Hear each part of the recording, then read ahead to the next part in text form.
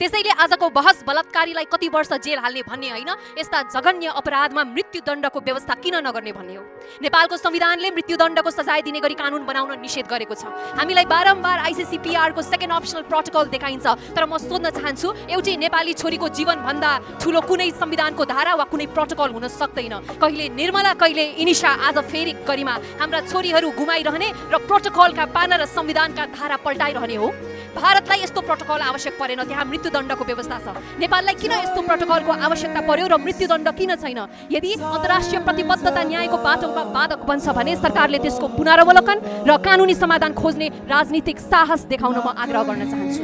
आज फेरि नाबालकको नाममा अधिकार कर्मीहरू अपराधीको मानव अधिकारको कुरा गर्दैछन्, तर म आज यो सदनबाट एउटा गम्भीर प्रश्न गर्न चाहन्छु, जसको जीवन नै खोसियो उसको मानव अधिकार चाहिँ के भयो? बलात्कारपछि हत्या गरिएकी ती 3 वर्षकी बालिकाको बाँच्न अपाउने अधिकार कहाँ गयो? उनी संसार चिन्दै थिइन्, जीवन चिन्न थाल्दै थिइन्, सम्बन्ध चिन्न थाल्दै थिइन्, आमा भन्न सकेको पनि थिएनन् होला, तर एउटा अपराधीले उनको जीवनको सम्भावना नै समाप्त गरिदियो। त्यसैले आज हाम्रो बहस अपराधीलाई कति वर्ष जेल हाल्ने भन्नेमा होइन, हाम्रो बहस यस्ता जघन्य अपराध रोक्न राज्यको दण्ड प्रणाली पर्याप्त छ कि छैन भन्ने विषयमा केन्द्रित हुनुपर्छ। सजाय यति डरलाग्दो हुनुपर्छ कि अपराधीले अपराध गर्न पनि डर मानोस्।